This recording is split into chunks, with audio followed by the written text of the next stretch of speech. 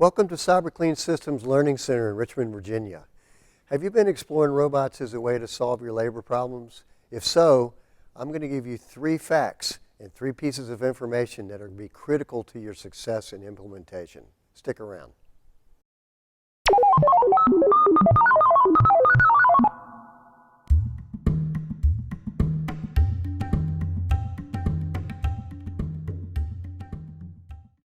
So in 1984, the founder of Cyberclean Systems, Buck Ward, and father of robotics, Joe Engelberger, worked together on this robot, the RoboKit. This was the world's first floor scrubbing robot in 1984. So in 1991, this robot was the first vacuum cleaning robot that predated the Roomba.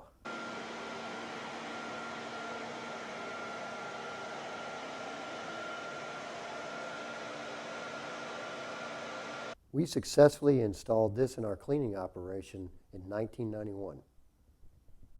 Then in 1996, Cyberclean Systems developed the world's first fully autonomous mobile vacuum cleaning robot that needed no human intervention to operate. It took elevators, it charged itself. We'll go in. Follow in. From the charging prong. About 2 or 3 inches. You'll abruptly stop. Now. Then, in the late 1990s, early 2000s, my brother Buck led a team of investors to buy the RoboKit company and move it to Richmond. That company quickly became IntelliBot, and over the next decade or so, my brother built that company into an international robotics firm. Now, eBot robotic cleaning systems from IntelliBot. Safe, smart, automated technology. eBots are very reliable and need no supervision. Simply add the necessary cleaning solution, turn on the key, and they operate completely on their own for hours. Here's how eBot. So today, Cyberclean Systems installs and deploys AMR technology for the leading robot companies in the world, including Brain Corporation, SoftBank, Nilfisk, Karcher, SmartGuard UV, Fibot, Atlatis, and others. We're experiencing 10 technologies, with 4 we're onboarding and 14 more right behind that. There's no company with the wide breadth of experience that Cyberclean Systems has. And we are technology agnostic. We don't represent any manufacturer. We represent you. Let me start by asking you a question. Would you drive a tractor-trailer truck to your neighbors for dinner? Or said a different way, would you ride a tricycle on the highway? In the same way, we need to be sure we match the right technology to the right application. Each one of these robots excels in certain environments.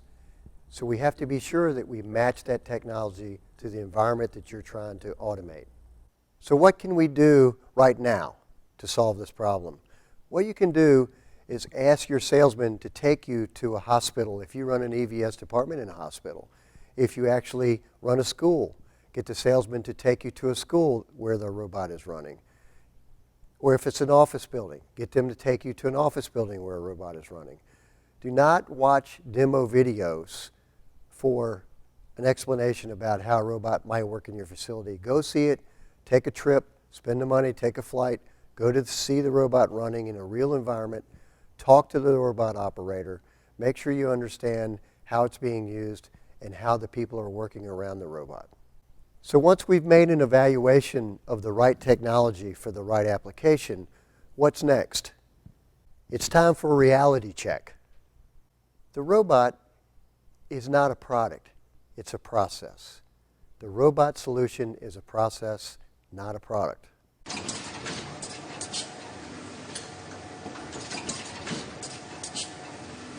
One of the biggest mistakes Cyberclean Systems sees in the field is that there are unrealistic expectations that customers have for these wonderful machines.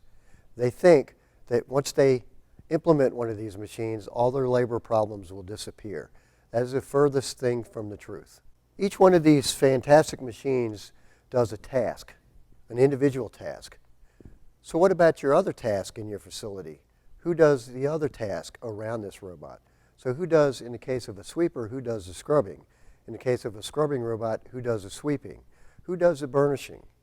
These considerations about task are important. We are implementing a high technology solution into a low technology industry. This means there's going to be change. Your operation is going to change.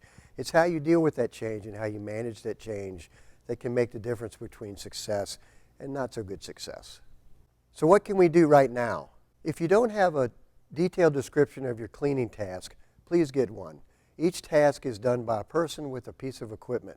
You need to know the hours involved and the type of equipment that's used in detail. So how long does it take to scrub a floor? What type of scrubber is used? What time of day do they work? How many hours does it take them? Once you have that information, then you can match the manual equipment and the manual labor against what a robot is able to do, and you can see a number we call a repurposing of labor number. What part of that labor can be moved elsewhere for more productive tasks? Without that detailed information, you can't match the right technology to the right job. Okay, step number 3. What if I told you that there are lots and lots of robots out in the field today in janitorial closets not being used? That's an expensive investment to make, not to be used. Why does this happen? Why are robots not being used? Again, we're going to have a reality check.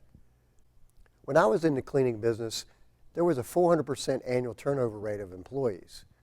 Imagine that person being trained to run a robot, and he's gone 3 months later. Reason number 2 that robots are not utilized is that maps get changed.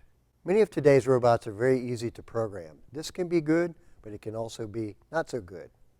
This means that your maps can be changed easily on the robot. So an unauthorized user can come through and change a map and destroy the production of that robot. And then everyone's wondering whether the robot's not working properly. So how do we solve this? How do we fix that? Most of these robots today have onboard reporting. To avoid underutilization, you should monitor your robots very carefully every day to be sure they're being used. This is critical to production rates. It's also very nice because you know exactly where the robot ran, how long it took, and where it cleaned. Which for me, in my olden days of the cleaning business, when I can prove that something was clean, that's very positive. The third reason that robots are underutilized is a clear understanding about what the goals are for the project. On one hand, management might want to save money. On the other hand, operations may want to fill a labor void. What happens sometimes is the finance people are not talking to the operations people. And the robot, poor guys, are caught right in the middle. Ouch! Make sure you have a clear and defined goal for your robot project. Finally, realize that evaluating a robot is only 1/3 of the task in front of you. You have to have experienced deployment and experienced optimization. We hope that this video has been helpful for you. If it is, please like it, or you can leave some comments below or subscribe to our channel. Before you go, I'd like to ask you a question. Which step are you working on? Have you evaluated a robot? Are you still looking? Or have you bought one and you need deployment? Where's your robot sitting in the closet? Leave the information here or send us an email and we'll give you a hand. Let us know. We'd love to hear from you. Thanks for watching.